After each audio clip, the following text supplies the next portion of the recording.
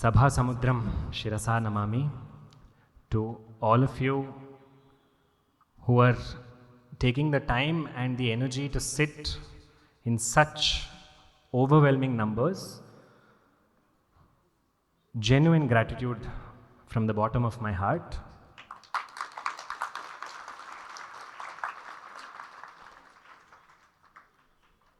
The Katha of Bhagavan is such that it draws people, but the Katha of Bhakta is such that it makes people stay. So that combination is what we began our Upasana with yesterday, when we looked at Prahlada's Bhakti. Although the entire episode is Prahlada Charitram, we focused yesterday particularly on Prahlada's Bhakti in order for us to understand what kind of Bhakti causes the Lord to emerge. If you noticed yesterday as we began, just for those of you who may or may not have been here, and for all of you who are here, anyway, Adhikasya Phalam Adhikam, it's good to hear it again. We began with a conversation between Shuka Yogindra and Parikshit Maharaj. Parikshit asks Shuka Yogindra, isn't the Lord above all partiality? Then why is it that he favors Indra against the Rakshasas in all the kathas that I've heard so far? And Shuka Yogindra says, that's a wonderful question. Typically, if you've ever been in a public platform and you ask a question to the speaker, if the speaker responds saying your question is very good, no one will listen to the answer. They'll be looking around saying, did you see, my question was very good. Thankfully, Parikshit is not such a listener. He listened with complete attention to the answer. The answer that Shuka Yogindra gave is a very layered one. He spoke to Parikshit about a very similar question that Yudhishthira asked somebody else. Who was that somebody else? Narada Muni. Yudhishthira asked Narada, how is it that a Raja like Shishupala, after insulting Krishna so much, is getting absorbed into his Jyoti, but other kings like Vena are going into Narakam? What is this dichotomy? And at that point, Narada told him the beautiful story of how that Shishupala was none other than one of Swami's own Dwarapalakas, Jaya and Vijaya. And as they arrived onto Bhulokam for 3 lives, Swami came in 4 avatarams to rid them and to take them back, to rid them of their earthly existence, but to remind them of their divine lives. In one avataram, they came as Hiranyaksha and Hiranyakashipu. Now this Hiranyakashipu was an obsessed bhakta. This is called as Vidvesha Bhakti. Bhakti is of many types. There is Prema Bhakti, there is Vidvesha Bhakti, which is hating with a strong passion. And Hiranyakashipu is the epitome of that. And Hiranyakashipu meets his perfect contrast in his own son, who is the opposite of that, and who is completely representing Prema Bhakti. And as their journey goes through various tussles, Prahlada's tussles are all external, because Hiranyakashipu is inflicting torture after torture onto the being. But for Prahlada, it makes no difference. Whatever Hiranyakashipu tries to get rid of the boy, first he tries to teach him a lesson, then he sends him to the Gurukulam. In all these situations, Prahlada is unscathed. The reason for this we explored yesterday. Because for Prahlada, there is never a prayer saying, protect me. There isn't an ask. There is simply an acceptance that everything is the divine. Whatever it is that he is going through, outside and inside. This kind of bhakti to develop takes lifetimes and takes extraordinary grace. One such bhakta who you can, as I said yesterday, you can see so many similarities between Prahlada Bhakti and contemporary bhaktas as well. This is how we can internalize and recognize the power of that bhakti. The Puranas are not meant to be printed texts that we keep aside. They are meant for us to understand in our experience. Are we seeing this happening? In our experience, we have seen this. When Mirabai was given poison by her brother-in-law, she herself sings about it. She says, Vishka pyala Ranaji ne bheja, pibata Mira hasi re, loga kahe Mira bai bavari, natha kahe kulanashi. This is what people are saying, that she's mad, bai bavari, natha kahe kulanashi. She's destroying the name of this family. What does Mira say? She's drinking this poison happily. Pibata Mira hasi re. Why? She knew it was poison, she drank it. simply because she says, Meera kahe Prabhu Giridhar Nagar Sahaj Mile Avinashi. When Meera says her Lord's name, the strength that she gets is unmatched. That is a bhakta's conviction. And that conviction Prahlada demonstrated. When somebody displays extraordinary conviction in their belief, for people who are struggling to come to that level of belief, that can be confusing. And that was Hiranyakashipu's struggle. And in that climatic moment between father and son, father is restricting Hari to a Swarupam.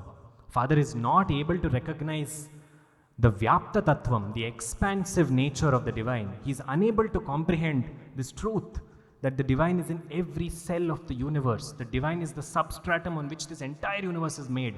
He is only thinking of one form of Hari, and he points at an inanimate object and he says, is he there in this? In one version, Prahlada replies saying, doubt yarge ninga nanga? Nanage nilla doubt. I know he's there.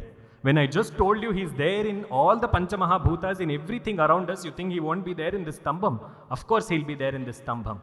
And at that point, Hiranyakashipu utters those words saying, that Hari whose Sharanagati you have sought, let that Hari come to your rescue today. And Prahlada says that Hari is in that stambham. Prahlada does not ask that Hari even then to protect him. But something beautiful happens. Yesterday, we had the bhagyam of doing the dhyanam of Swami as he emerged from the stambha. Now, as soon as he emerged, two people, as we said, are here. Hiranyakashipu and Prahlada. The bhakta that has to be taught a lesson, Dushta Shikshana and Shishta Rakshana, both are here in this moment. And both are looking at this Swarupam and wondering, what is this? For Prahlada, it is absolute awe. Because Prahlada meditated on Narayana. Narayana as Chaitanyam, Narayana as the Swarupam. If you read the Bhagavatam carefully, you will not see Prahlada talking about a form.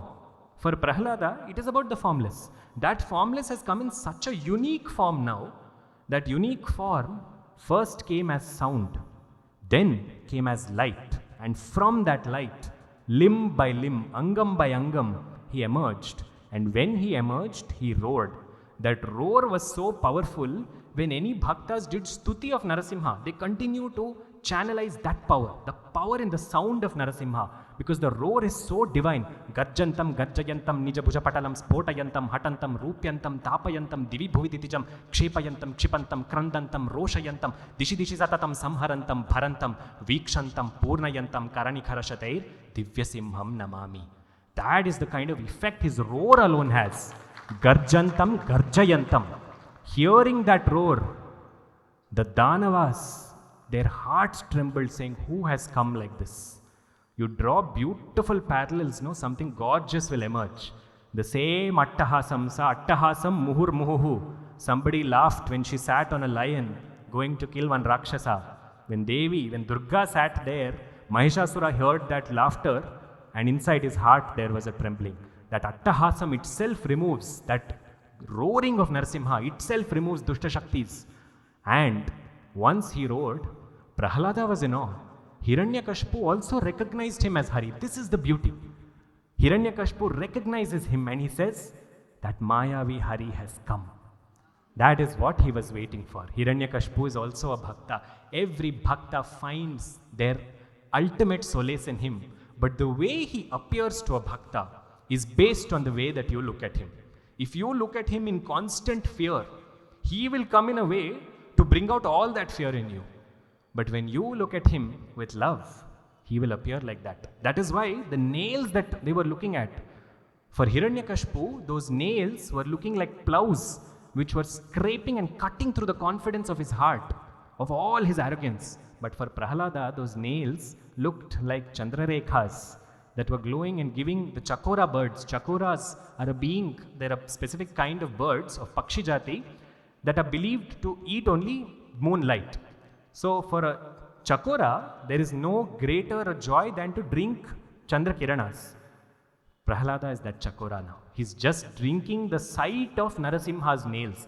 Narasimha appeared with how many hands? Sahasrabahu. We don't know how many hands. In each hand he had an ayudha.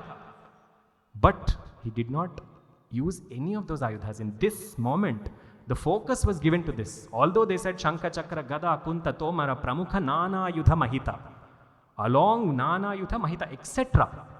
But the focus were these nails. Because these Nakhayudhas are something that also honored Hiranyakashipu's condition. Hiranyakashipu said, I should not die with something that has pranam or something that does not have pranam. So Swami honored that so beautifully. Now as he stepped out from the pillar, in this moment, he looked at Hiranyakashipu, and Hiranyakashipu is watching him intently, because Hiranyakashipu is also devising a strategy to challenge that opponent that he has waited for so long. So in this moment, the first thing Hiranyakashipu does is he takes a step back so that he can go and he can pick up his sword and his gada. Before he can do that, Swami has him in his clutches. Bhagavatam says the way Narasimha pulled Hiranyakashipu was the way Garuda pulls a Vishasarpam. The way a serpent is caught by Garuda. But if you observe, if you've ever seen, possibly even Bangalore skies, sometimes you see kites that have small serpents or small snakes. The snakes are slithering. They're not easy to catch. They will wriggle their way out. So Swami catches Hiranyakashipu in the sabha. Prahlada is watching. All the other Danavas are watching. The Devatas are watching. Nobody can participate in this fight. Everybody is just stupefied. And Hiranyakashipu is not somebody of meek strength. He has his own balam. So as that balam of Hiranyakashipu pulls him out of Swami's clutches, in that moment, Swami watches him and Hiranyakashipu roars and tries to go into Swami. It's as if a moth is drawn to a fire. This is what Bhagavatam says. And in that moment, as he's going towards Swami, Swami catches him again. And this time, Bhagavatam gives a different upamanam. Same thing. Twice he's caught him, but he's changed the context completely. This time he says, Hiranyakashipu is like a mouse and Swami is the sarpam. Because when that sarpam catches the mouse, there is no exit gate, no exit route for that mouse. So the mouse is caught now. And in no time, Swami takes him, drags him along the floor. Now let's look at the kalam. What is the kalam when that happened? What is the kalam now outside? It's not morning, it's not night. But it has extraordinary qualities about it. When does this happen? When does this occasion, in terms of the Panchangam, when is this fortune day, this fortunate day? This is, Sayankalam is called as Pradosham, but in the second month of the year, in Vaishakha Masam, in the Sandhya Kalam before Purnima, that is on Chaturdashi, on the evening of Chaturdashi at Sandhya Kalam, Narasimha Swami drags Hiranyakashipu. Hiranyakashipu is trying to wriggle out, but he cannot get out. And as he drags him, Swami goes to the threshold, a space that is neither inside nor outside. Most of his conditions are met up till now. Should not be a man, should not be an animal. Tathastu. Should not be inside, should not be outside. Tathastu. Should not be something that has prana, something that does not have prana. But Hiranyakashipu does not know what's going to kill him. Should not be day, should not be night. One condition is left out of this. What's that? Should not be on the ground, should not be above. So, as he has done previously with Madhu and Kaitabha, he picks him up, Swami picks him up and places him on his thighs. And as Swami looks at him, Swami is seeing two beings. One is the Rakshasa Deham outside. Inside is the Jiva that is waiting for redemption for the first out of the three lives. So in that moment, the Bhagavatam says and describes this as a Leela, saying so effortlessly, Swami uses those Nakhayudas to pierce. But let's look at this Bhavam, because if we quickly go ahead with the story, we will miss how different Upasakas have caught on to this. Narasimha's story can look like it's a very gory and a very intimidating story. But look at the bhavam of bhaktas who touched upon this. The extraordinary Kavi by name Jayadeva, who many of you know, gave a beautiful example of how Swami pierced into Hiranyakashipu.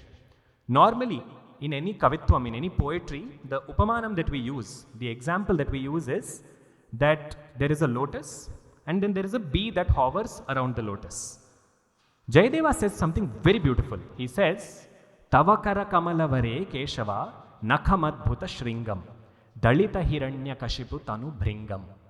Look at this beautiful verse. It says, Tavakara kamala, your hands are lotus hands. Swami is called Padmahasta. Your hands are like lotuses. Those nails are the tips, the sharp tips of those lotuses. Normally the bee is the one that is going to come in search of the honey, but in this case, it is the lotus tip, Dalita Hiranya Kashipu Tanu Bhringam. That lotus tip went and pierced inside the bee's body. So, for Hiranyakashipu to completely understand Narasimha, Narasimha had to go inside him. That is the bhavam that is conveyed in this. So, as Swami uses all of his concentration in that moment on Hiranyakashipu's body to be split from his spirit, in that beautiful moment, he pierces through him and picks up his intestines and wears them as a mala. In that moment, Prahlada says, Jaya Narasimha, Jaya Narasimha. Can we also take a minute to say those very words? Jaya Narasimha, Jaya Narasimha, Jaya Narasimha. Prahlada, Jaya Narasimha, Jaya Narasimha, Jaya Narasimha. If you noticed, Swami's curtains also just opened. Take a minute to imagine this sight of Swami on the threshold, and he pulled the intestines of this creature out, placed them upon himself like a mala, and now he was standing there with the body dropped and Swami in that Mahogra Swarupam. Let's take a minute.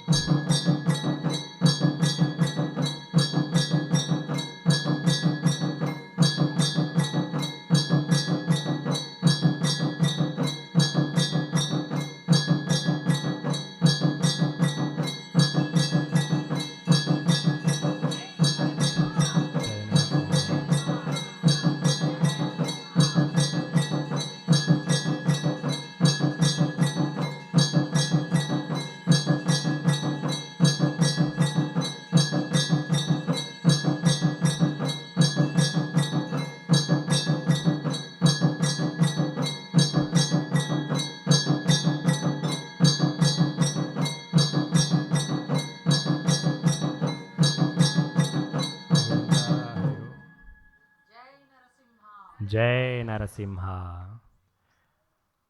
Swami performed the one avatara karyam that he came for. But the moment and the context is nowhere close to over, because Swami now killed Hiranyakashipu. But there is someone else there that is waiting for him. But before he could attend to them, hordes and hordes of Rakshasas from Hiranyakashipu's camp, Hiranyakashipu's kingdom, are all running after Narasimha. His face red with the blood of Hiranyakashipu, his hands red, and these intestines hanging. Swami went after each of them one by one and started to kill all these Danavas. All the Devatas are watching, but from a safe distance. Who has the capacity to go now and to appease him? Swami killed each of those beings. Swami is Agni Swarupam.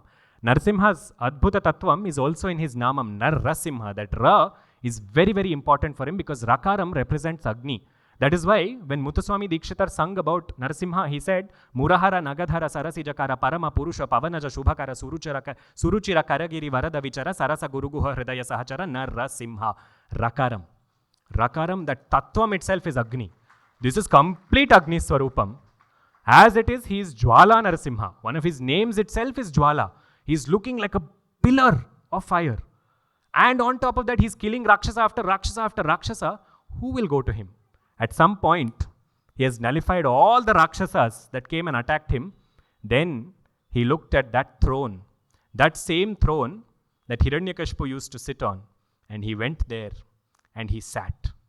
Once he sat, all the Devatas came down from the Gagana Mandalam. Brahma, Shiva, Indra, Varuna, Agni, Vayu, all the Ashtadikpalakas, all of them came, but they're all trembling. Because this moment is intense. We are all laughing now. Night time, if I leave you in this Sannidhi with no batru, no lights, that time we'll see. This Swarupam is intense. How do they do it? How do they appease him and tell him, Swami, Shantam, please pacify that Swarupam. Let go of this anger. This anger was directed towards Hiranyakashipu. But now you have to let go of it. Brahma speaks first. He says, Vichitra karmaya. You do strange activities, but punya karmaya. Vichitra viryaya punya karmaya. He does one namaskaram to him.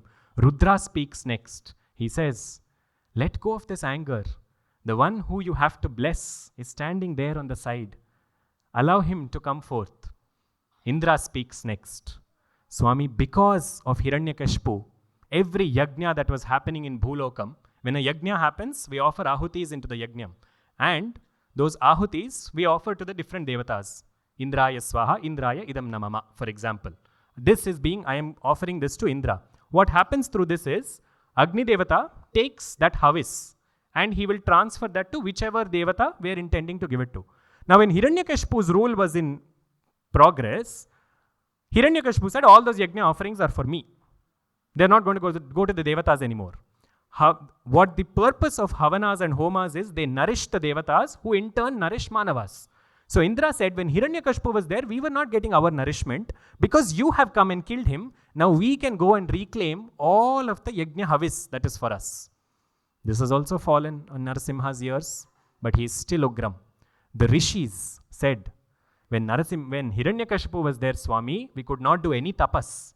Each of these is a stuti. This is all combined as the Devata stuti, Rishi stuti, Indra stuti, Rudra stuti, Brahma stuti. Each of them is saying this in the Bhagavatam. The Rishis say, we were unable to do tapas because Hiranyakashipu was not letting people do tapas. Now, because you have come and killed Hiranyakashipu, we can do our tapas again. Still Ugram. No change in him. Then the Pitru Devatas came, saying, when Hiranyakashipu's rule was underway, at that point, all the Shraddha karmas that were performed, the Shraddha karmas are performed for Pitru Devatas. Pitru Devatas is a Vyavastha. It is a department of Devatas. Our ancestors are taken care of by that Vyavastha. So through a Shraddham, we are appeasing those gods and saying, wherever my ancestors are, you take care of them. Now, Hiranyakashipu rooted that also to himself. He said, all the Shraddha offerings must come to me. So the Pitru Devatas came and said, because of you, the Kavyas that we had to receive, we are now able to receive again. The Gandharvas came and said, Swami, we could not sing. Only if Hiranyakashipu said sing, we could sing. Otherwise, we could not sing. Now, because of you, we can resume our singing. Gandharvas came, the Nagas came, the Manus came, the Prajapatis came, the Charanas came, the Yakshas came, the Kinnaras came, the Kimpurushas came.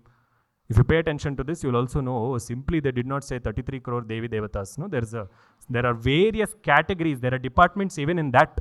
One simple office has so many different setups. Then imagine the divine office and what kind of setups are required there. Bhagavatam gives all of these lists and each one of them is doing stuti to Narasimha. But here is the challenge that Bhagavatam is posing. Why is Narasimha not letting go of that intensity? Why is he still there as Ugram Veeram Mahavishnu? None of them are able to appease him. At that moment, Brahma goes to him, Narada goes to him and says, Prahlada, he has taken avatara for you. You go. And in that moment, Prahlada comes in front of Swami. As soon as he comes in front of Swami, he does a Sashtanga Namaskaram. A boy of 5 years of age does this wholehearted Sashtanga Namaskaram. No stuti up till now. He has not said a word to Swami. Swami looks at him. Swami lifts him up from that Sashtanga Namaskaram and Swami does what he has never done before. He takes his hand and he brushes it against Prahlada's head and he moves Prahlada and he kisses him on the forehead. Prahlada cries in delight. The bhagyam that Dhruva did not get. When Swami gave Pratyaksha Darshanam to Dhruva, he touched him with the tip of the Panchajanyam because Swami's sparsha is not easy. This portion of the Bhagavatam, why did we say this is Bhagavata Hridayam? Because this is bhakti, this is Bhagavan becoming a bhakta of bhakti. Bhagavan takes the bhakta and he looks at him and then Prahlada begins his stuti. Prahlada's stuti is not an ordinary one. You know what was missing in all the Devata's stutis? All of them used extraordinary verses of praise for Swami, but they all fell into the same trap. They all looked at Paramatma from their point of view. So Indra said, because of you we are able to take the Havis. Pitru Devata said, because of you Kavis. Rishi said, because of you we are able to do tapas. Everybody limited Paramatma to their prayojana drishti, saying, for me this is what Paramatma is. Now because Paramatma has come, I can go on. Paramatma is not a padartha. Prahlada alone knew that. Prahlada did not say anything saying, because you have come, I can do this. Prahlada just looked at him and he said, this anger that you have was because my father went astray. But your Swarupam is so extraordinary. What question of bhayam? There is one version of the Bhagavatam when Narasimha speaks and asks him, Prahlada, are you not scared? Are you not looking at this Swarupam of mine? Are you not scared? And Prahlada responds, and I'm sorry I cannot translate this into English because there isn't an equivalent. He said, Ninnu chusi em bhayam ra, bhayanni bhayapette abhaya swarupudu nuvu.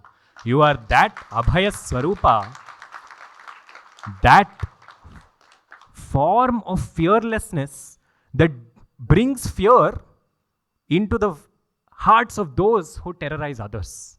So the ones who trouble others, they should be scared of you. Why should I be scared of you? And Prahlada begins his stuti. And the first thing, Prahlada as a patra, he says, how can I do a stuti to you?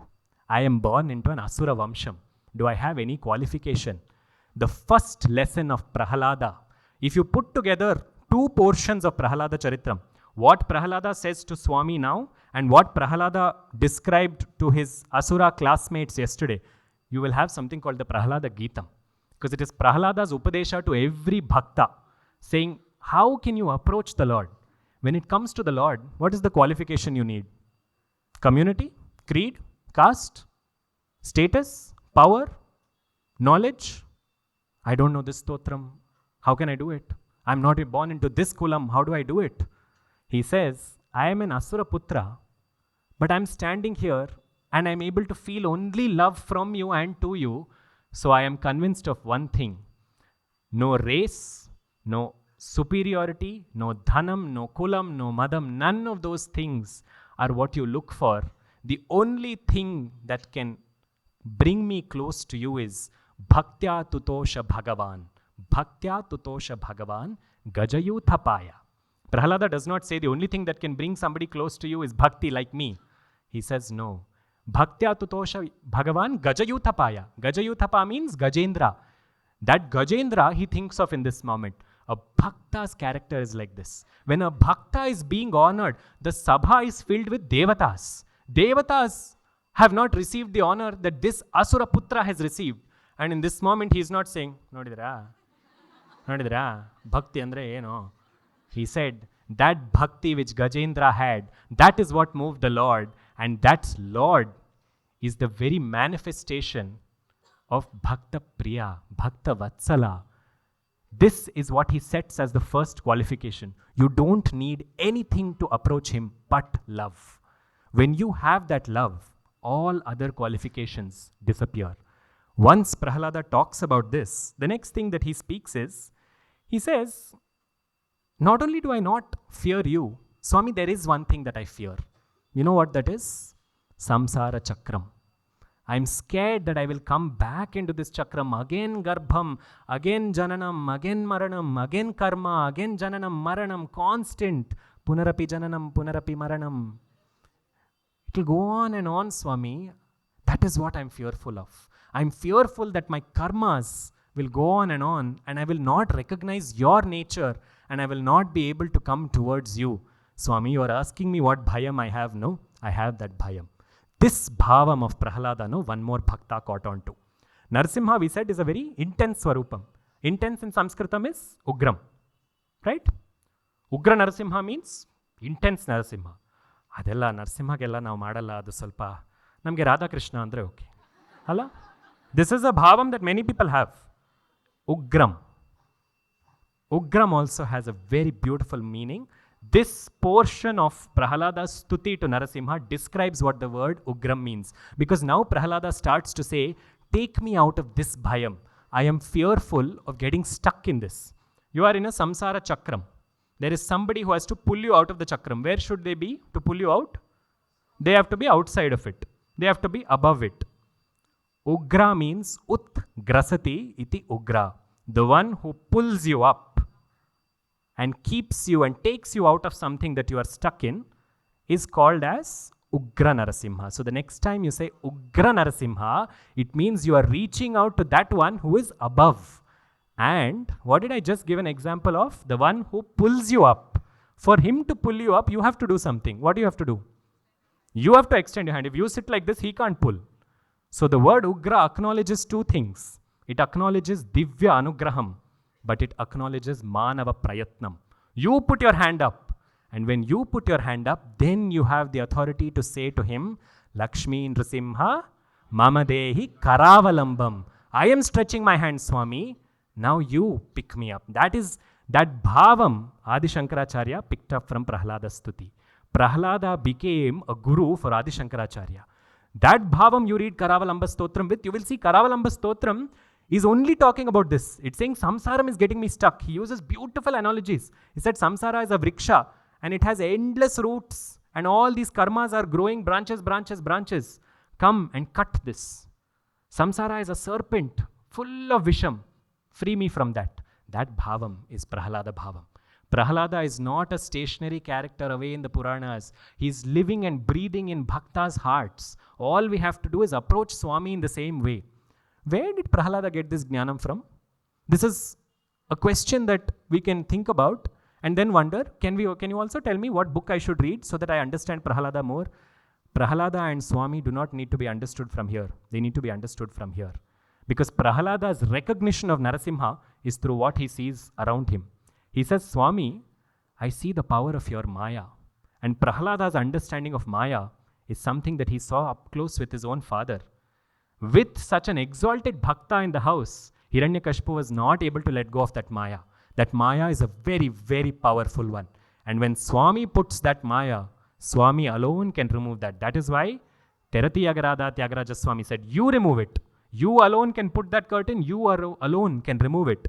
But for that you have to recognize the power of Maya. And Prahlada's recognition of Maya is very different from textbook understandings of Maya or even people who claim to know Maya. In this context, there is a rather light-hearted story about how there is a guru in the forest. He takes all his disciples to the forest and he says, let me tell you about the nature of Atman. Brahma Satya, Jagan Mithya, all of this is Maya alone. Parabrahma alone is true. This guru is going on preaching. The students are going on internalizing. Suddenly they hear a tiger's roar a little far away. So the guru is the first person to get up and he runs. So they manage to somehow, the tiger goes away and all these shishyas come back and one shishya asks the guru, he said, you said all of this is Maya, then why did you run when the tiger came? The guru responded, even the tiger is Maya. So the words that we use so freely, we all act as if we have understood it completely. But it is at work even in that moment when we are pretending we have understood it. Prahlada says, don't let me fall prey to that. Don't let me think I have intellectualized it. Adella ನನಗೆ ಚೆನ್ನಾಗಿ ಅರ್ಥ ಆಗುತ್ತೆ. Upanishad class last week nalle we spoke about this. That bhavam is intoxicating. And that bhavam I don't want, Swami. Take that away. Give me the humility to be your bhakta.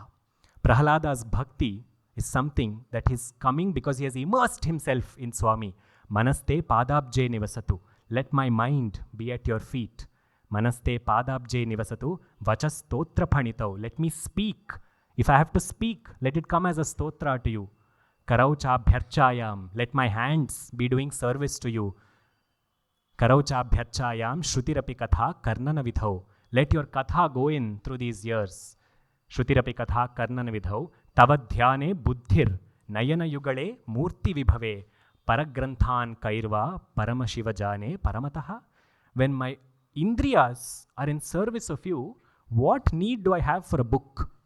This bhavam we need to understand because as the spiritual keenness of a seeker increases, we can want to know more and more. But knowing more is not about learning books. This is not in any way intended to be disrespectful to granthas. Ours is a sampradayam that has given us phenomenal granthas. But when you start loving the divine, you will find that the divine will give you what you need to read. There is no syllabus that is given as a one-size-fits-all in Sanatana Dharma. For every bhakta, it is different. And whatever you read, you will connect it to the Lord because He helped handpick it for you. So as you go back today, remember this portion of Prahlada. Prahlada just said, love Him with your heart. And when he displayed that love, Prahlada did not preach something and practice something else. He was embodying that love. And that love made him do an entire stuti to Narasimha, so powerful that in the end he said, everybody talks about dharma, artha, kama and moksha. But the only thing I ask you is, let me have bhakti towards you. Because when I have bhakti, all these other things will come. But if I don't have bhakti, none of these other things will stay. I have no use for them. That bhakti and bhakti alone is what I want from you, Swami. Swami is listening. Swami has let go of all that intensity. And as he's listening, so moved by him, he says, Prahlada. Before he says, Prahlada asks for one thing. He says, you are here so beautifully to bless me. I'm going to ask you for one thing. If you want to bless me, give samuhika mukti to everybody present in this sabha. That is Prahlada's hridayam. Let everybody get mukti. There is, of course, another version of the Bhagavatam where Swami says, okay, Prahlada, if you desire that everybody should have mukti, fine, bring them, line them up, I will give them. And he asks each of them, are you ready for mukti? One says, definitely, but let my daughter's wedding get over next month, adad mele mukti. The other one says, mukti, how will it be? Will I be able to rest there? Retirement? Is there a pension fund? So Prahlada himself listens and he says, Swami, I have understood. There is a desire that I have that everybody should get mukti. Let them get krama mukti.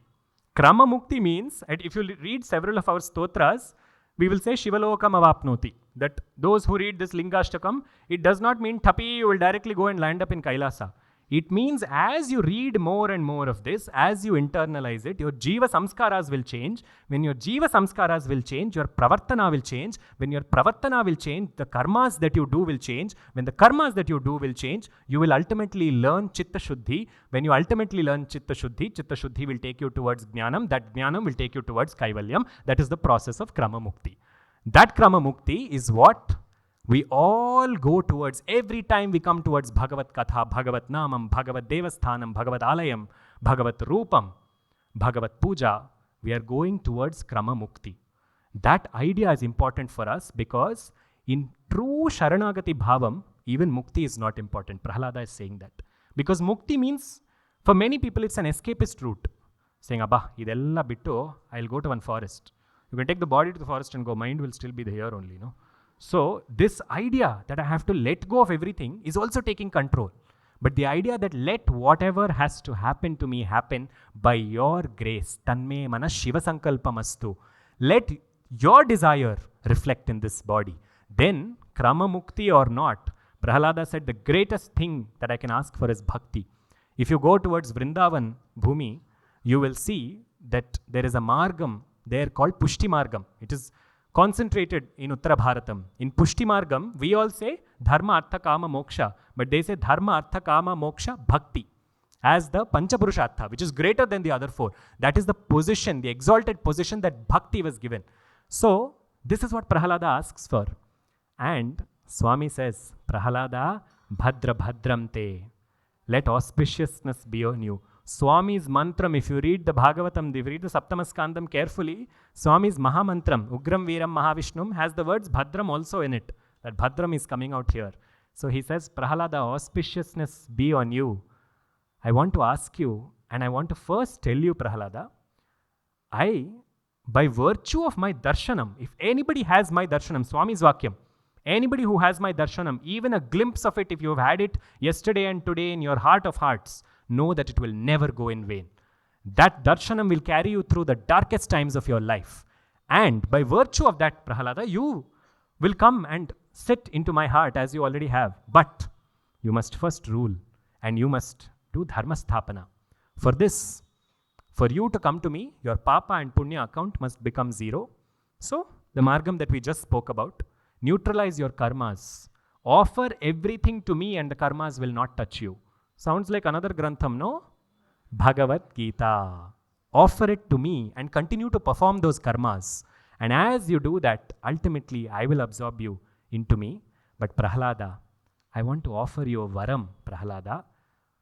Prahlada says, are you tempting me? Because I know varam means desire. One kamam, if it's there, I saw what happened. I don't want that varam for myself. Swami is insisting, saying, ask, Nana, ask for something.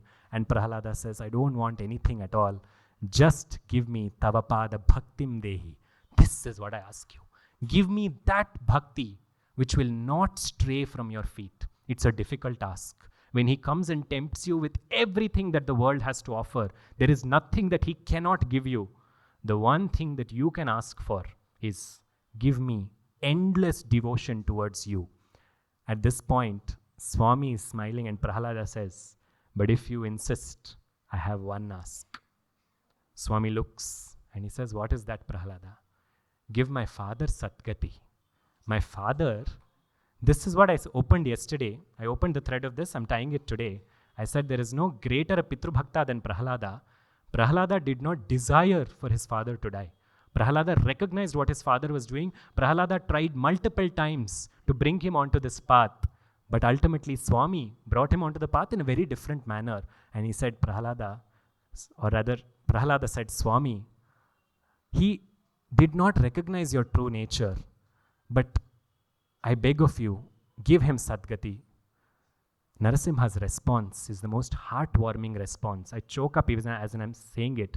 He said, Prahlada, what Sadgati you are talking about for your father?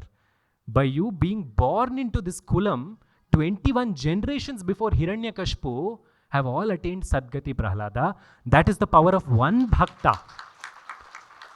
One singular bhakta in your home, in your vicinity, anywhere around you, and they will purify the space. Not what any human being said. This is what Swami himself said. Yatra yatra cha madbhaktaha prashantaha samadarshanaha. Wherever my bhaktas are, those spaces, those generations, the generations that have gone, the generations that are to come, will all be blessed. Because that bhakta is like camphor. They will spread their fragrance all around without even trying. Prahlada is moved. And at that point, Prahlada is crowned. But before that, Swami tells him, I want you to first perform the Antima Kriyas for your father. After that, go and sit on this throne. I will preside over your Pattabhishekam, Prahlada. And I will ensure through you, there is only the divine that is ruling. Swami is saying this. Prahlada does as followed. Up till now, if you look, the story is nowhere close to over. Because we spoke about when this happened. Vaishakha Shukla Chaturthi. Swati Nakshatram. We spoke about how this happened in great detail from yesterday till today. Where did this happen? The devatas are watching this entire conversation between Bhakta and Bhagavan, and they are looking at this extraordinary Bhakta and then this extraordinary Bhagavan, and they listen to what Bhagavan said. He said, Prahlada, those who think of you first and then me, in that order, those who think of you and then me, my blessings will be upon them.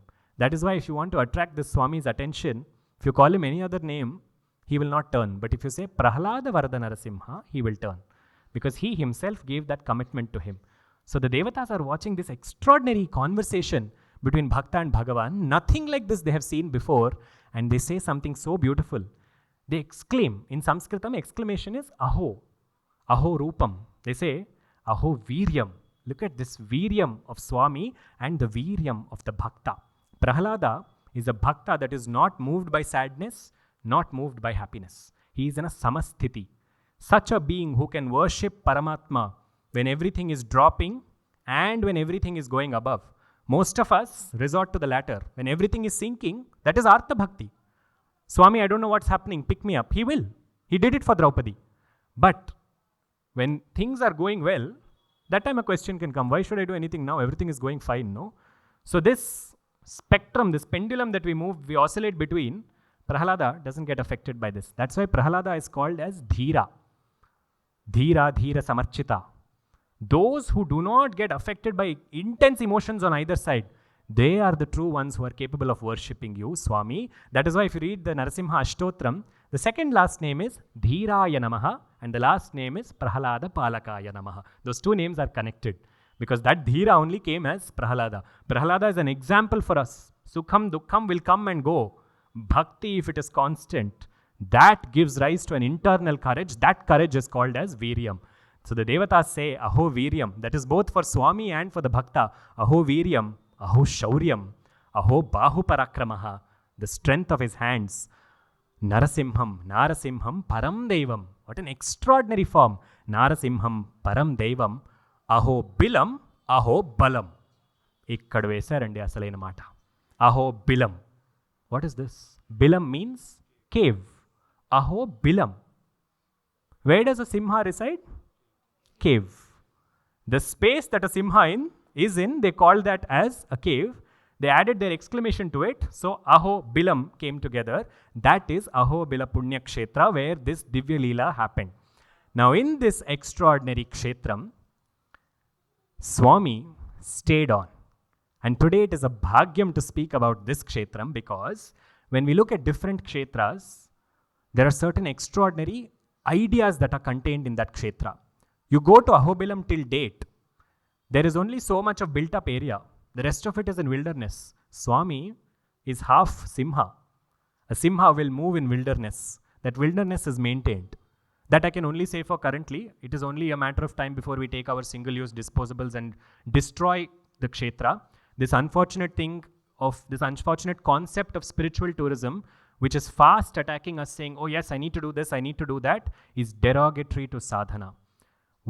If after this you feel called out to go to Ahobilam, do sadhana, think about Ahobilam, think about Narasimha, and you will find that a door has emerged for you to enter and go to Ahobilam. Don't just go to Ahobilam because everybody is going. Go when the call comes. That bulava that they talk about is a real concept. Don't fall prey to commercial ideas around it. When there is readiness in the heart and you enter a kshetram, the experience is unmatched. Otherwise, you're just going there as a tourist.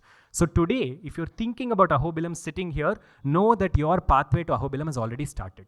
The Bhava Yatra has begun. The Bahya Yatra will happen when it has to happen. Swami will take care of it. So we are entering this Divya Kshetram where this Leela happened. This Leela happened in the Hiranyakashipu's Sabha. That Sabha is said to have been inside what is now a cave. That cave is where Swami resides as Ahobila Narasimha.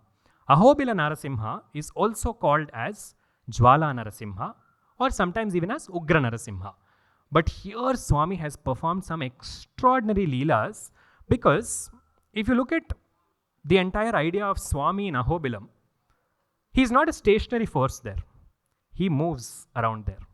Swami moves even till recent times. Swami has been found in Ahobilam.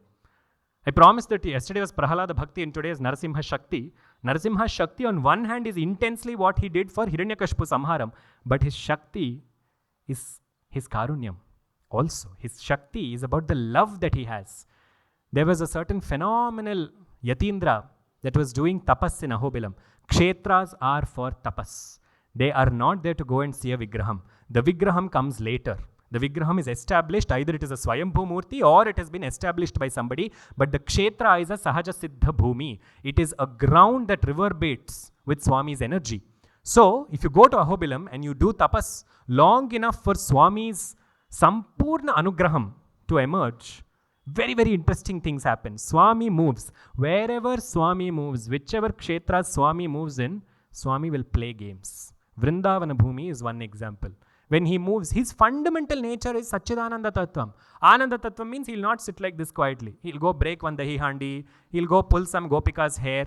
His nature is to bring joy. His nature is to spread joy. Swatma Rama. He spreads that joy from within. So in Ahobilam also, one Bhakta, one Yatindra saw that. This Yatindra did tapas for so long. And when he sat there and he did tapas, there was someone from the local tribe who saw this Yatindra very intensely, day after day he was doing his tapas. So at one point, this local asked this Yatindra, he said, who are you doing tapas for? So the Yatindra thought, how do I explain to him about Narasimha Tattvam, about all of this? I'll just tell him in simplified terms. So he says, there is this lion that is roaming around here. This lion actually has a human body and a lion head. This local is very confused because the locals of a place, the way the Sherpas know a mountain, nobody knows a mountain. They will know how to carve out a route in what for us it looks like snow, but for them, they know every speck of dust there. So this local is very surprised because he lives in Ahobilam. And he says, can you describe him? From head to toe, he has described Swami. And he said, I'm looking for him. So when I'm sitting and thinking, I'm thinking, where is he, where is he, where is he? That's what I'm doing. This person says, okay, and he goes away. Yatindra continues his tapas, and this tribal starts to look. He starts to look everywhere. Everywhere in the forest, he's looking. Where is that being that has a lion head and a human body? Where is that being? Where is that being? Where is that being? And much to the Yatindra's surprise, a few days later, by a leash, he brings Narasimha and comes. This Yatindra is stunned beyond words. He says, who do you have there? And this local looks and he says, this is the one you wanted me to bring, no? He says, how did you find him? I don't know. I just kept looking because you said look for him. So I just looked and I found him. That's all it takes. Just take searching for him. Na mantram, na tantram, na yantram. All of these things are secondary. Intellectual pursuits up to a point. This local became obsessed. Obsession is the key. Everywhere he looked, he was not seeing forest anymore. He was looking, Narasimha, Narasimha, Narasimha. You don't have to know anything. You just have to know how to look. And when you look for him, he will get caught by your leash. That only is meant by the words Bhakti Vashya. That she is caught, she or he, you call them whatever you wish to. But they allow themselves to be caught by you. That is what Prahlada said, Bhaktya Tutosha Bhagavan. What Prahlada said then, Swami is Satyam Vidhatum Nija Bhrityu Bhashitam. If a Bhakta utters something, Swami will honor it because a Bhakta has said it. So Bhakta, every word that is coming out of that Bhakta is Bhagavan only. So Bhagavan roams like this in Ahobilam, and he roams so beautifully in Ahobilam, but we are in the process of Swami in Ahobilam or Swami in the Sabha, or both. Because the Sabha is not over. Prahlada has gone, performed the Antima Kriyas, and he has come back. He has been crowned as Raja. Now, Narasimha wants to set a few things straight. So, he first looks at where did this problem originate? Who gave somebody a very complicated varam? So he says, come. When a headmaster calls like that, the fear that any child goes through walking from the classroom, from experience, I'll tell you, it is an absolute anxiety-inducing moment. So when Brahmadeva is walking towards Narasimha, he is so scared that the Vedas drop from his hand. When the Vedas drop from his hand, the Vedas are not books, they are Jnana Swarupam. So Bhudevi quickly takes them and keeps them with her safely in Patalam. That knowledge system required to run this universe is the Veda, that she has taken. Now, she has taken this. Immediately the Devatas are wondering how can we create and sustain if the Vedas are not here. So they appeal to the same Swami again and say, when Bhudevi herself went drifting because of Hiranyaksha, that time you went and picked her up on your tusks as Varaha Swami. Now go and pick up the Vedas and come Swami. So Swami goes, picks up the Vedas along with Bhudevi and he comes out. He went in as Narasimha. He came out as Varaha. He came out as a fusion of both of them. That is Varaha, Lakshmi, Narasimha, or simply put, Kroda Narasimha. Kroda Narasimha Swami is the first Swami that you see here. This Swarupam came out and Brahmadeva is still waiting. So Brahmadeva apologizes and Swami says, don't make this mistake again. If somebody is unworthy of something, in a larger sense, in the spiritual realm, this was necessary for it to happen. But this is just, this story is a reminder that Swami is aware of what everyone and everything is doing. So he blesses Brahmadeva to resume. And there is one version that says, after this, he gives Lakshmi the responsibility of keeping the Vedas and recreating Srishti. And because of his innate love for her, he does this. Because the innate love that they share is so powerful that when all the Devatas were doing stuti just a few moments ago, I didn't mention Lakshmi's stuti because Lakshmi didn't do a stuti. Indradi Devatas called her from Vaikuntha Dhamam and said, Amma, come, please do a stuti and appease him. She arrives. And when she arrives, Lakshmi Divyair Gajendrair Manigana Khachitai Snapita Hemakumbhaihi. That Swarupam, Divyamangala Swarupam of Jagatjanani has come. Tayar comes and she looks and she says, sorry, I can't do anything. And they're all looking and they say, why? And she says, I don't know who that is. Because in Vaikuntha, the Prasanna Chandramukham that he has is so different from this Agnijwala Swarupam, I don't know, pa. Lakshmi doesn't know. Is there a possibility of Lakshmi not knowing? Vishnu Prathama Kainkari she is. She is the first attendant. In Ekantam, she alone is with him. She will not recognize his avataram. That was Lakshmi allowing herself to be in the background so that everybody knows the greatness of Prahlada. For that reason, Shri allowed this bhakta to emerge. But Shri is eternally with him. Shri is eternally with him. She came in this avataram after everything is over. Is it fair to say that? In every avataram, the Vishnu Puranam says, she is there. Raghavatve bhavet Sita Rukmini Krishna Janmani Anyeshu cha avatareshu Vishnoresham Anapayinim. Any avataram that you take, Swami, she comes. When you came as Raghava, she came as Sita. You as Krishna, she as Rukmini. Salpa Atishokti, no? Where is she in Narasimha avataram? She's come after everything is over. She is the Shakti here. She is what pierced through Hiranyakashipu's claws. That is why when you do Narasimha Puja, you do a specific puja to the Nakhas. That is Shakti. In Vamanavataram also she came. Where? Here at least she came physically after Tattvataha she came in the Nakhayudas. Where did she come in Vamanavataram? As his Varchas. Varchas is also a Shakti because it is an inseparable Shakti. When you look at a Yatindra or an Archaka or somebody who is deeply possessed by the divine, there's a certain glow that emanates from them. That glow is Amma. That glow is Tayar. That glow comes fused with him. She is inseparable from him. As a form, she may emerge later. That is to remind us. And when he came out with her, when Kroda Narasimha came out, Kroda is boar. So hence Kroda refers to Varaha and Narasimha together. There is a very beautiful idea around this. I will come back to that in a minute. But once he came out, and he handed over the entire responsibility of Srishti again into Lakshmi's hands. He did this out of his love for her. And that love in Samskritam is called as Lolam. Lolam means to be a dear one. Who is he dear to? He's dear to Amma. So he's called as Ma Lola Narasimha. That is another one of the Navanarasimhas. See in this Divya Kshetram, through the Katha, one by one, each of these Swarupams appear.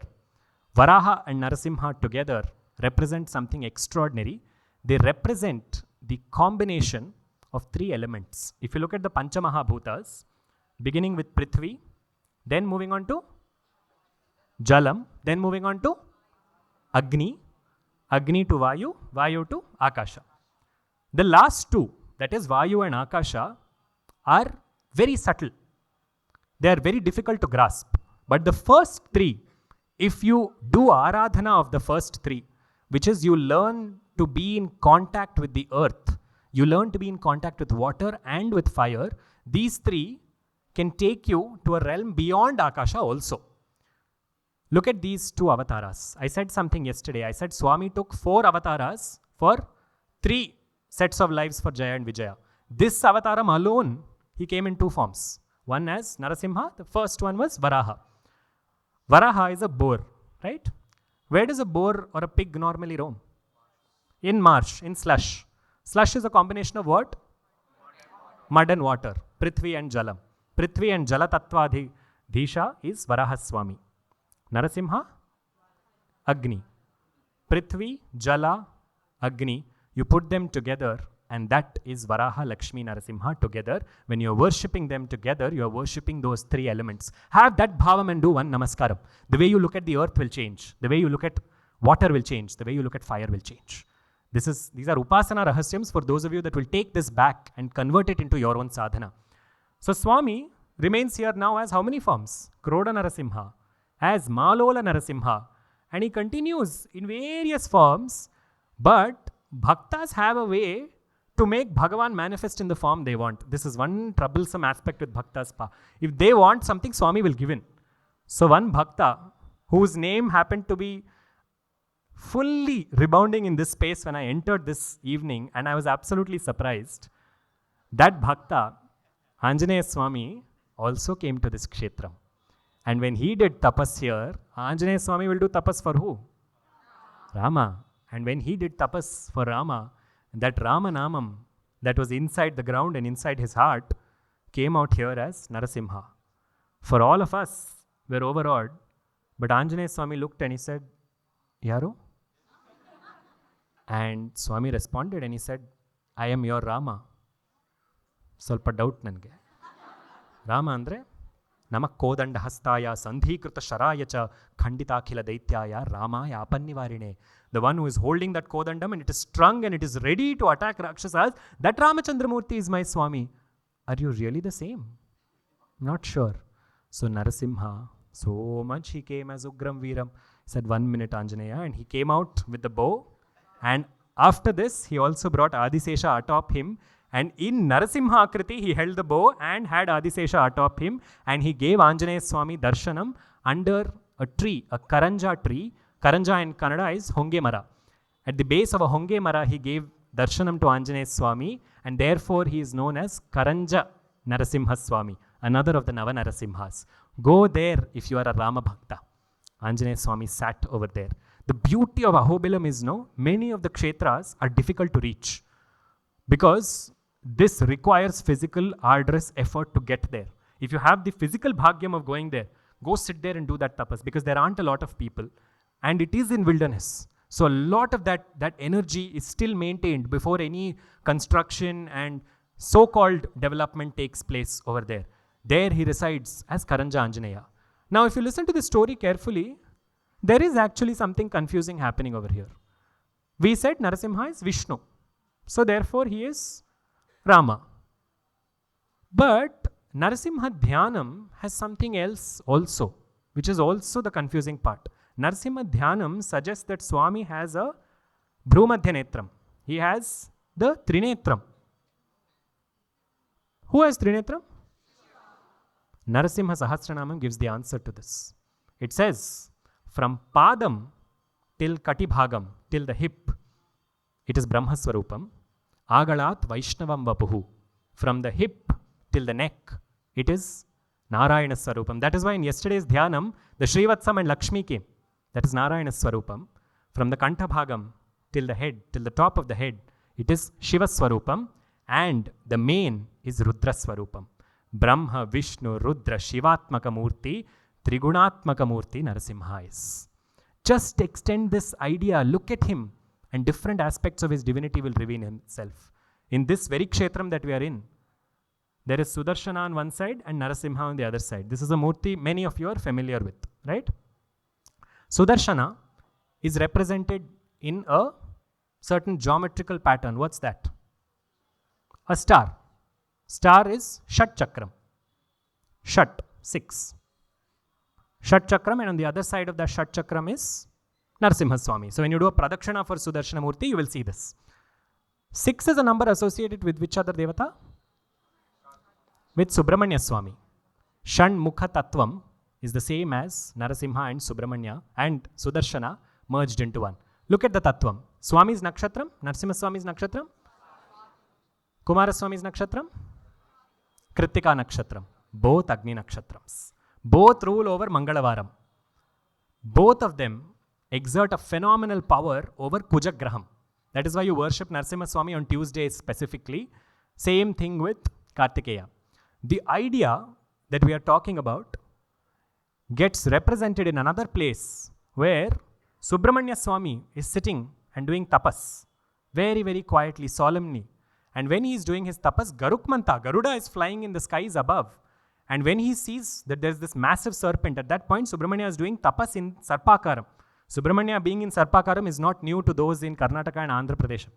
So he's doing his tapas, but Garuda and snakes have a Sahaja Vaira Bhavam. There is a constant enmity.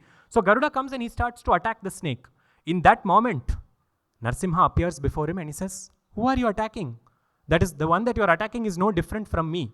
And Garuda is confused and Swami said, let me make that very, very clear. And he fuses into this Sarpakaram. If you go to this Kshetram till date, you will see on the front is the Sarpakara Subramanya Swami. At the back is Narasimha Swami. That is Ghati Subramanya. So close. Tattvam. You get into Tattvam, you will realize the oneness of them. You will realize that your Ishtadevata can emerge as Narasimha. Your Narasimha can emerge as your Ishtadevata. These are ways of Aikya Anusandhanam, of connecting your intellect to the Supreme Intellect. Beauty emerges when we are willing to see beyond boundaries. Somebody once went to Kanchi Mahaperiyava and said, I am a Sri Vaishnava. My Sampradayam requires and calls for me to worship forms of Sriman Narayana. But I am feeling very drawn to worshipping Shiva during Pradosha Kalam. What should I do? Swami smiled and he said, why are you thinking so much? In Pradosha Kalam, on Trayodashi evenings, you do Narasimha Puja. In your Sampradayam, it is Narayana that emerges. So worship that Narayana at Pradosha Kalam when Shiva is doing Natyam. It is the same. Narasimha Tattvam, Nataraja Tattvam, identical. For this, we will take another discourse. We'll keep that for a later day. But the bhavam that emerges from this comes as a sign of what Swami is willing to do for any bhakta. This kshetram of Ahobilam is a kshetram where Swami will emerge for any ask. Swami sits in one more place there. He moves around. The Simha will always be moving. He sits under, on a certain occasion, he goes and sits under a Vatavriksham. When he sits under this Vatavriksham, two Gandharvas, whose names are Haha and Huhu, they come there and they do stuti to Swami. Swami is so pleased by their stuti that he offers them a varam. So the Gandharvas ask for a very interesting varam. They say, Swami, we were singing for you and we were dancing for you. This is what Gandharva's skills are. Their siddhis are this. So we want one blessing from you. Whenever somebody appreciates any good music or any good natyam, as you just saw a few minutes before, at that time, Swami, let them take our names. Swami said, Tathastu, and for this reason, when we hear any good Sangeetam or Natyam, we say, Aha, Oho. It's because of what Swami said over there. I am not doing this word Chamatkaram, this word play. It is mentioned in the Ahobila Sthala Puranam, so for that reason, I thought it was something. And a beautiful way to remember Bhagavan, even when we are appreciating a kala. Because that appreciation of that kala itself is an expression of divinity. So this is the whole idea. That Narasimha is not some Ugra Swarupam. He is the one that is roaming across his devotees saying, you want this? I'll give you. You want a chocolate? Fine. You want Mukti? Fine. You want something beyond Mukti? Fine. What you ask for, you shall receive. But the only thing you have to do is be willing to ask. So there are various bhaktas who have come and who have asked. There are various bhaktas who sit there and who don't ask. Because those bhaktas are even now in Ahobila Kshetram, just sitting with his tattvam. Narasimha Shakti, on one hand, is on Dushta Samharam. Any time that there is an unexpected difficulty, there is an apamrityu badha, there is a fear that somebody will have an untimely death, Swami is the Rakshaka. That is why there is a phenomenal stotram called as Narasimha Mrityunjaya Stotram, because he is Mrityunjaya. That is why when things are not okay, in that sabha between father and son, Swami did not enter a garbham, sit for 10 months, and then have a namakaranam, upavitam, all of this and then come. He came immediately. Immediately in Samskritam is sadhyojatam, spontaneous. Swami is called as sadhyojata avatara. So, immediate difficulty you have, Narasimha Swami will protect you. This is one aspect of his Shakti. Second aspect is the karunyam that will flow from him. That is Lakshmi Nrsimha Mamadehi Karavalambam. Ask him for what you want. He will give that to you. That is the second. The third is his tattvam. Let's look at that portion of his Shakti. Because the ask of Hiranyakashipu is an extraordinary ask. Look at the struggle. Hiranyakashipu sees two. Prahlada sees one. Hiranyakashipu sees day and night. Hiranyakashipu sees inside and outside. He sees above and below. He sees something that has pranam, does not have pranam. Everything for Hiranyakashipu is one of these. Samskritam uses a beautiful word for these polar opposites. It is called as dvandva. Dvandva is what we live in. Happiness, sadness, anger, joy. All of these opposites are always there. They're always going to be around us. Where is divinity then? Is divinity beyond this? A trick question. Divinity is beyond this or not? Then what is this? Eno gottilla pa ಸ್ವಲ್ಪ ಮಾಯ ಏನೋ ಇರಬೇಕು. Who knows? I don't know. Divinity is in this, but divinity is not contained to this. Paramatma is residing in Prapancham.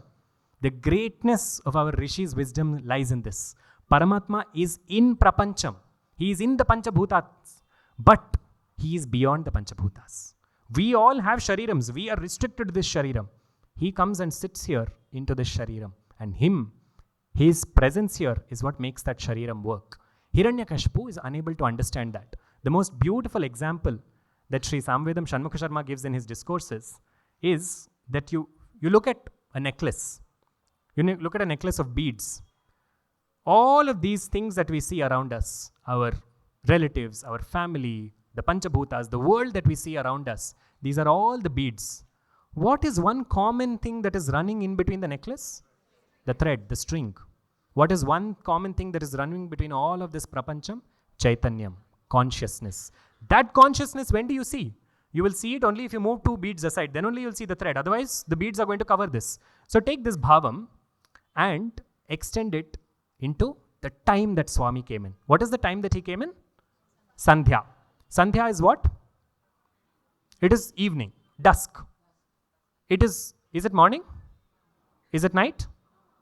Look at the place that Swami went and killed Hiranyakashipu on. It's a threshold. Is it inside?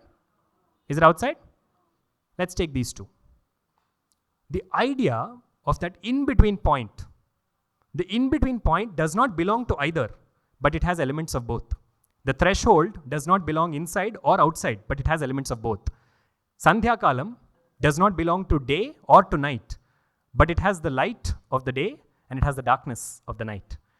Paramatma is like this. Paramatma is that space between two beads. Two beads of what? Two beads of thought. Between two beads of thought. Very, very difficult. We're going into Adhyatmikata now. Up till now it was nice. Oh, he came from pillar, he did all this. But the real prayojanam of the story is this. Look, because the kalam is the biggest rahasyam for understanding Swami. Between two beads of thought, meaning between two thoughts. The second you are thinking about this and the next thought, there is one small sandhi, one small gap. That gap is going inside those two thoughts. That gap is from where the thoughts are arising. Thoughts are coming, thoughts are going. In a day, we have thousands and thousands and thousands of thoughts. Those are all like beads. In that small space between two thoughts, where there is no thought, if you think about that, that will become a thought. You catch that space between two thoughts and you meditate on that space and you focus your complete attention on that. That space is called as Samyak Dhyana Sthiti. Samyak Dhyana becomes abbreviated as Sandhya. Sandhya Avataram means that force which is in between all these dualities but is not contained to these dualities. That force is Sandhya Avataram. But capturing that force is very difficult. That is why our ancestors gave us the process of Sandhya Aradhana, Sandhya Vandanam. Sandhya Vandanam is not restricted to one community. Every being that has pranam has that opportunity thrice a day. Pratas Sandhya, Madhyana Sandhya and Sayam Sandhya. 3 times a day. There is this powerful time which is not this and not that. And if you keep meditating at that time will support you ultimately to see his Swarupam, which is not this and not that. We are calling him Narasimha. Bhagavatam did not say that. It said, Sthambe Sabhayam na mrigam na manusham. Not a mrigam, not a manusham. Sandhya Kala. Not this, not that. The combination of both of these, but something beyond. Requires us to think, requires us to put our concentration. Most of us read Prahlada Charitram till the point that Hiranyakashipu's vadham is over. But that vadham happens inside of us when? Hiranyakashipu, what an extraordinary name. Prahlada, an even more extraordinary name. Let's also take a moment of gratitude to Hiranyakashipu and his wife Kayadu that they did not follow today's nomenclature systems. If so, he and his wife would have taken half a syllable out of each of their names and given the child that name. And it's a real thing, no? Chaitanya and Narayana will become China. All of these things are very much prevalent. So, this idea, Hiranyakashipu and Prahlada. Catch both of these, you'll understand Narasimha Tattvam. Hiranya means gold. Devi is also called Hiranya. But Hiranyakashipu and Hiranyakashipu's brother's name is Aksha means? Hiranya Aksha and Hiranyakashipu have the common denominator of Hiranya. Why is this word being used here, and why? How does it feature as a negative context? Hiranyakashipu and Hiranyaksha represent two portions of the mind. When the mind looks at gold, the mind is attracted to it. The mind wants to quickly possess it. The mind wants to know its value. This is not a difficult example to catch hold of. Somebody is wearing a nice necklace, immediately you ask, "Eshtik tagontri?" We all do it, no? We all want to know. The worth of somebody, we quickly assess. We're always assessing beings. Irrespective of their physical gold or not, we're always assessing somebody. And the ability and that constant ability and that constant disability rather, which makes our mind constantly look at somebody and say, oh, this person, this is what they are worth. Looking at somebody and reducing them to a number or to their worth is Hiranyakashipu. That is why Hiranyakashipu says, Gandharva, no. Kinnara, no. Kimpurusha, no. He's looking at all of them and he's casting them aside. And Swami came as a Swarupam that was beyond all of them. Hiranyakashipu is the tendency of the mind to do that. The negative, cynical mind will always look at somebody and say, oh, he's just this. But that mind is overpowered by the bliss of the self.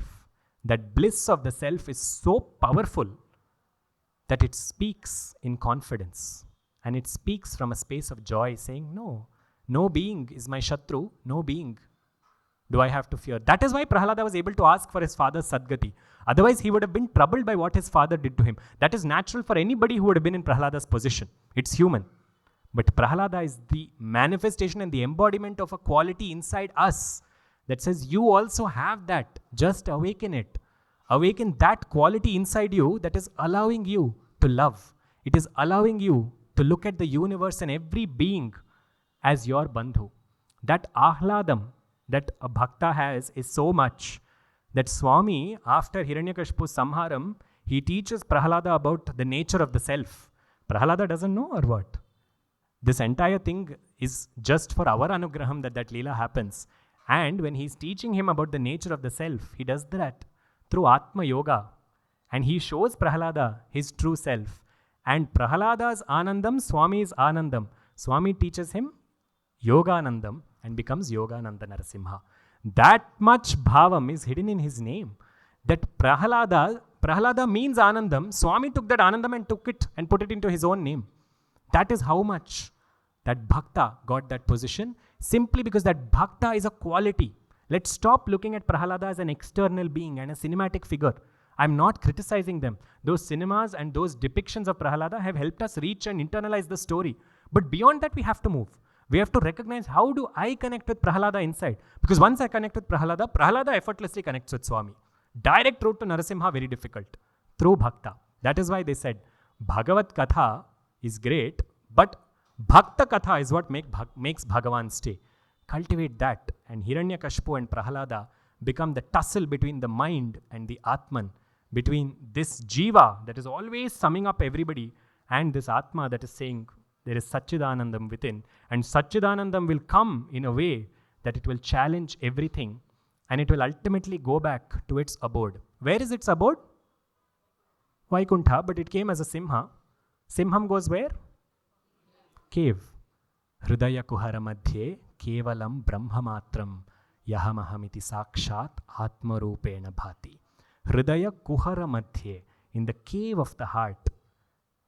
In that cave resides the Parabrahma.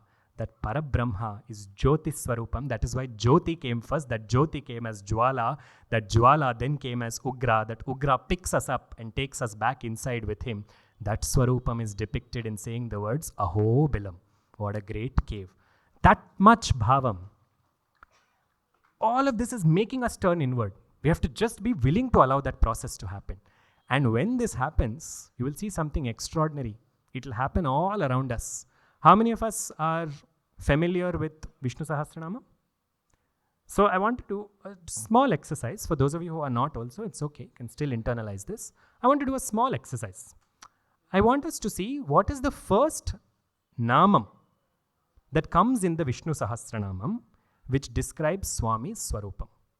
First namam that describes, the namam should indicate he looks like this. Okay? So let's start with the first few names. We'll just take them. Vishwam Vishnuhu. Is Vishnu suggesting a form? Vishnu means expanse, vyapakatvam.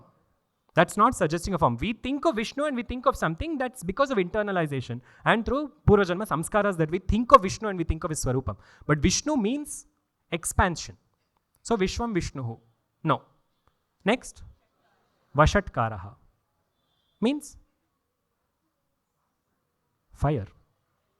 It's not a Swarupam. It's not describing a Swarupam.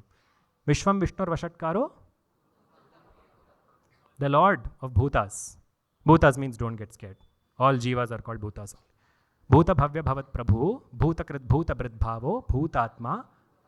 It's all talking about Tattvam. The one who is inside the Atma of every living being. Bhutatma, Bhuta Bhavanaha, Bhutatma, Paramatma. Paramatma. Is it describing a form? Bhutatma, Paramatma cha, Muktanam Paramagatihi, Avyayaf Purusha Sakshi, Kshetragnokshara Evacha. Yogo Yoga Vidham Neta, Pradhana Purusheshwara. Any description? Narasimha Vapuhu. First name in the Sahasranamam that is appearing as a form is Narasimha Swami. Why? Dvandvatita Sthiti. Vishnu Sahasranamam is Narasimha Sahasranamam. The first name describing the Swarupam is his. Just before Vanamali Gadhishangi, what comes? Sarva Praharana Yudha Om Namaiti.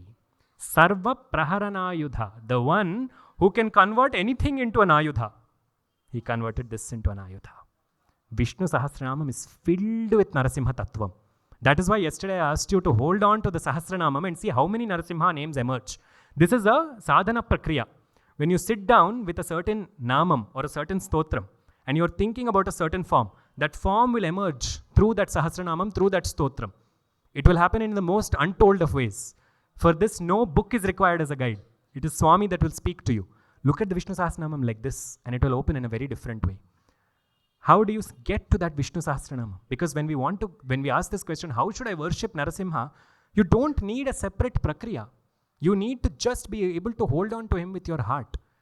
Do the things that you're already doing. Vishnu Sahasranamam, yesterday it was such an extraordinary experience to hear it in Eka Kantham and Eka Shruti across this Sabha Mandapa. Because that collective bhavam means that it is sitting on everybody's tongues. Now use that tongue to take it inward. And do the same Vishnu Sahasranamam that you're doing constantly. Yesterday I said for a certain reason, we will not do the Purva Pitika and the Palashruti. Why? The Purva Pitika has Yudhishthira asking a question, Kimekam Devatam Loke Kimvapyekam Parayanam. All of this Purva Pitika, who is that one Devata in this universe alone that is pervading through this entire universe? Who is it who is present in every being? Sarva Bhuta Nivasosi Vasudeva Namostute. That Purva Pitika only is Prahlada Charitram. The Phalashruti of that is what came today of Narasimha blessing Prahlada and said, wherever my bhaktas are, wherever I am thought of, there will be no fear. Sankirtya Narayana Shabda Matram Vimukta Dukkha Sukhino Bhavantu.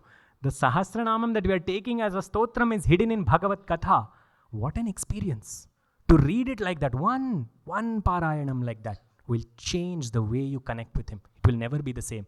I assure you, when you start with the first few names, the next time you come to Narasimha Vapuhu, your hair will stand on its end. But a question persists. How do we connect with this Narasimha? Through Prahlada 1, yes. But the greatness of our rishis is that they gave us so many ways to connect with the divine. One amongst them is the process of regular sadhana, regularly connecting to him. We just spoke about how Narasimha represents Dvandvatita Sthiti, he who is beyond these two. So Narasimha is Agni Tattvam. What is the opposite of Agni? Jala. There is a beautiful practice of worshipping Narasimha in context of water. If you go towards Uttara Karnataka side, you will see that there is a phenomenal Kshetram where Swami is inside the water. Agni Tattvam, Water Tattvam. They don't come together, no? Swami alone can combine them. Swami can keep Sahaja, those that are constantly opposing each other, he can keep them together. Not even, you don't have to think much about this. Look at Vaikuntha. Who does he recline on? Who is his Vahana? Paraspara Vairam is there, no? But he keeps them. Samasthiti. Nothing happens on either side. That bhavam is there in a simple practice. When many people worship Narasimha, they keep him in a small bowl of water and do it. Whether we remember Dvandvatita Sthiti or not, this everybody will remember and ask. Good, it's okay. This leads us into that bhavam. But this bhavam is important. Narasimha Swami is worshipped in which month? Predominantly, when is his Jayanti? Vaishakha Shukla Chaturdashi. Chaturdashi, 14th day. Swami shares any other connection with this Tithi? Can you think of any other festival that also comes on Chaturdashi? Ananta Chaturdashi. In Karnataka, it's a particularly famous Chaturdashi. Ananta Chaturdashi.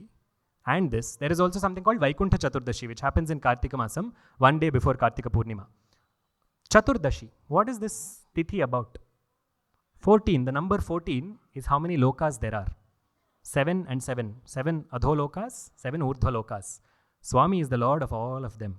To say that, we worship him on Chaturdashi. Ananta Chaturdashi, endless lokas. But he rules through these 14 where we are going to be traversing. So Ananta Chaturdashi. Here, Chaturdashi is coming just before Purnima. Purnima represents the process of reaching the Sahasrara Chakram. For any sadhaka like Prahlada to reach the Sahasrara Chakram, Swami's grace is required. Without that, you cannot get there. So Swami comes just before that. Then only Prahlada has moksha. That bhavam is hidden in this. But Vaishakha Masam is also famous for something else. Just as I said, there is a prakriya of worshipping Swami as Agni Swarupam, but in Jalatattvam, in Vaishakha Masam, there is an extraordinary practice that we have. Do you know what that is? That is to buy gold on Akshaya Tritiya. No, I'm kidding. It's not. Vaishakha Masam is about Jaladanam. In this month, on Akshaya Tritiya, the Danam that we are supposed to do is to do Udaka Kumbha Danam. Akshaya Tritiya is a day meant for Danam. It is not a day meant to consume and to intake. It is meant to give away. Why do we give away water? Because if there are people connected to me or not connected to me that are thirsty and they are stuck for water, may this water give them and quench their thirst. That is why Udaka Kumbhadanam is done particularly on Akshaya Tritiya and Narasimha Chaturdashi. Jaladanam, Narasimha. Jalatattvam, Narasimha. One bhavam of doing danam is important for us to understand. My hope is by the time the next Narasimha Chaturdashi comes, everyone remembers this and in their own capacity does Jaladanam. What does Jaladanam mean? Giving somebody water in Udaka Kumbham, following it up with an Instagram story saying, guys, I did this today. Our Samskriti is the same Samskriti that gave us one word before Danam. It said Gupta Danam. Quietly do. Punyam decreases when you share it and tell 10 people about it. Papam also decreases when you tell 10 people. So if you keep showing off, you have to think about your punyam that is constantly getting shallowed because you have told 10 people. Quietly do. When you give somebody water, give it to them with the bhavam saying, Narayanarpanamastu. I am giving it to Narayana. Not I am giving, you are now purified because of me, I am quenching your thirst. No. I am giving it to you as if I am worshipping Narasimha Swami in this. Narasimha is the Adhidevata of Vaishakha Masa. You worship, and how do you worship him? Simple practice. Donate water. There are phenomenal ways to do this. One is to do it yourself. One is to look at people and spaces around us that are doing it. In the time and space that we live in, I have to mention this in this context. There's an extraordinary organization that I came across some years ago, which is called as Water for Voiceless. Water for Voiceless provides free bowls of cement and concrete and bowls that are sturdy that people can just take and go and place it outside their home, their apartments, or on top of their terraces for birds, dogs, animals of any kind to come and to receive water. Organizations like this are embodying the spirit of what Sanatana Dharma has said. For this reason, because there cannot be a better way to celebrate Narasimha Swami and our love for Narasimha Swami through Sarva Prana Koti. Prahlada said that. He said, you want to connect with him, look at the pranis around. You don't have to look at some Paralokam and Urdhvalokam. He's right here. Give a dog water and recognize him as Swami. Your ahankaram will come to a scratching halt and you will recognize divinity in him. For this reason, it is our fortune that this afternoon we reached out to Water for Voiceless and requested them if they would be present here and would be okay with people doing a small danam in whatever capacity your heart speaks. there is a small space outside. When you collect your prasadam, you will see that if the cause of water for voiceless appeals to you, we appeal to you to speak to Paramatma through that language. One element of Jalam. Look at how many ways you can connect with Paramatma. This is the beauty of Narasimha. You want to connect with him in an intense form, he's there as Ugra Narasimha. You want to connect with him in a Shanta Swarupam, he's Prahlada Varada Narasimha. He's Jwala Narasimha, but he's also Jala Narasimha. Every aspect of your being, he is there and he's willing to take care of. All you have to do is ask. Find your way to him and he will take you into realms that you cannot possibly imagine. Narasimha is somebody who is dear to everybody. He does not belong to one community alone. Because when he roamed in Ahobilam, Narasimha, when you infuse Paramatma with love, Paramatma himself is Prema Swarupam, but if you infuse him with more and more love, that love will only come out.